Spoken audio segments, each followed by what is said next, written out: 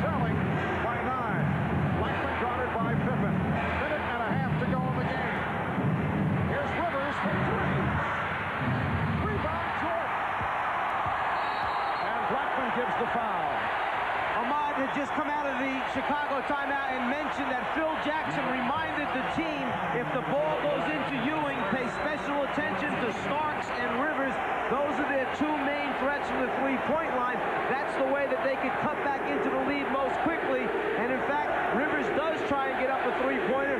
Jordan not only scoring but rebounding as well will now get a chance to put 2 more points up on the scoreboard. Chanting MVP for Michael Jordan. That's his first free throw miss. He was 16 of 17 from the line in game 3, 10 of 11 here this afternoon. Michael holding the record for most points scored in a playoff game, 63, but he is now among the leaders with this 52-point performance. Timeout call. We'll be back in a moment. From here on in, NBC's coverage of NBA playoff action will all be prime time. We'll be with you game 5, the Knicks and the Chicago Bulls at Madison Square Garden. That'll be 9 o'clock Eastern time on Wednesday. And it will be Phoenix and Seattle. That'll be tomorrow night at 9 o'clock Eastern time in game number 5. That series tied at 2. Some very strong statements by various members of the Phoenix Suns following that loss yesterday to Seattle. For some reason, you get the feeling that both series may wind up using all 7 games before it's finally decided. A couple of Phoenix players said that they quit. Danny Ainge in particular very adamant about the fact that several members of Phoenix quit in the game yesterday against the Sonics. When you get to this point, and I'm sure it's a message that Pat Riley sent his team after game 3 here, the fact that you can't get to this point in the season, work this hard, and then not feel that you're at least competitive down the stretch. A much different performance here this afternoon by New York as they responded to the challenge. They're right in the basketball game in the closing minutes. However, the Knicks have hit only 1 of their last 8 from the field. They're down by 9, a minute and 20 remaining in the 4th quarter. The Bulls looking to send the series back to New York, tied at 2. Starks was looking for the 3, could not find it. Ewing has to settle for 2, and the Bulls now lead 99-92. Here's pressure by the Knicks. Caught right, gets it inbounds. And Armstrong was pushed by Hubert Davis, making his first appearance. 24, Hubert Davis, his first penalty. B.J. Armstrong, 2 of 3 from the line. An excellent free throw shooter, 86% for the season.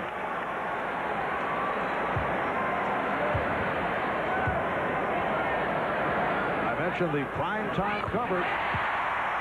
Well, we'll be on the air every night starting 9 o'clock Eastern time the rest of this week with an NBA playoff game.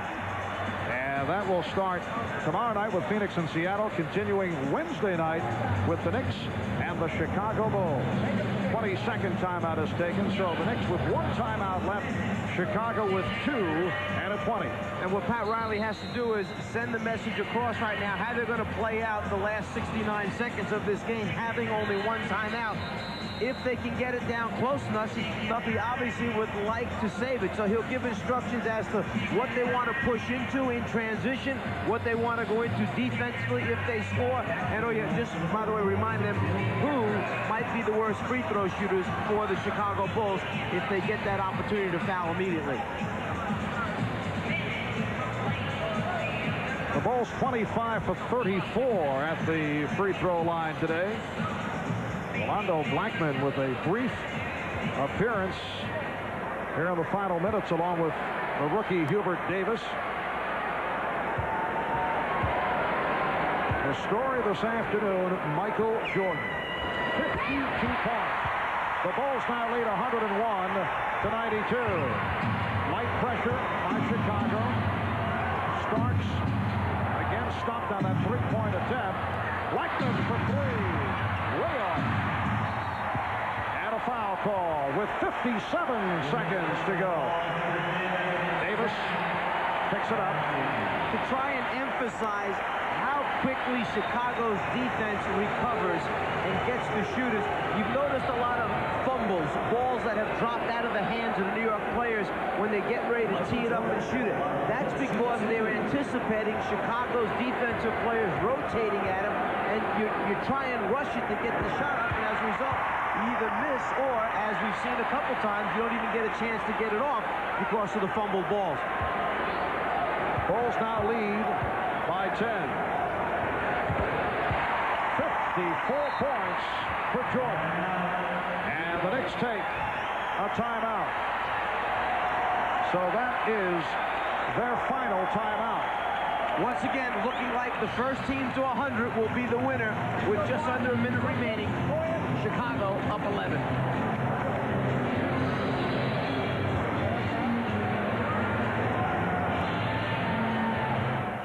57 and 9/10 seconds remaining in this fourth quarter, as Chicago with a 103-92 lead, so that matches their biggest lead of the game. The Knicks do not have any timeouts remaining. This series heading back to the Garden in New York on Wednesday, and that is an arena that has seen the Knicks win 27 straight at home. Unless there is a miraculous turnaround, this series will shift back tied at 2 apiece. Then the question marks become, can Chicago bring its pressure defense and have the same effect against New York on a visiting court as it does here in their home building, the stadium, with the Chicago crowd behind it? Can New York get back to playing the type of defense that holds Chicago under 100 points a game, which, you know, makes them most effective that way? Those questions to be answered. Yes. Little tease served up by the Czar. Not that this series needs it. Blackman will throw in. Starks has not been allowed to shoot the three-pointer. That time he did, but he fired it from way out. And a loose ball foul has been called. Both teams are over the limit. It's called on Ewing, his fifth. Knicks are just trying to stop the clock here in desperation. They're down by 11, 103-92. Well, tonight, Fresh Prince followed by Blossom. And Monday night at the movies, Don't Touch My Daughter. That's coming up tonight here on NBC. B.J. Armstrong is 4 out of 5 from the foul line. Anthony Mason and Charles Smith return. The Knicks have missed their last 6 from three-point range, 4 of 14 overall. They're just firing them up in an effort to try to cut into that lead. High-point men for the Knicks. Ewing with 24. Starks with 24. 16 for Mason. Michael Jordan with 54 points for the Chicago Bulls, who now lead by 13. Here's Blackman for 3. So Rolando Blackman hits the three-pointer, and the Bulls now lead 105-95. So both players that we mentioned back in the open up for New York, Ewing and Starks, both with 24 points, have done it. They need a little support, some help from a few other players out on the floor. George just playing the clock. It's time running down. Shot clock at 5. So the Knicks and the Bulls will resume at the Garden on Wednesday. The series tied at 2. Basket won't count. Will be Knick ball. 18 seconds remaining. The Knicks playing so well in the first 2 games. The 2-0 lead.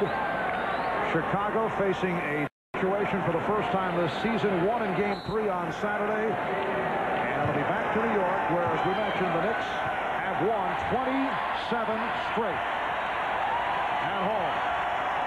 A standing ovation for the Chicago Bulls, who have managed to bounce back with the 2 victories at home. And they defeat the New York Knicks 105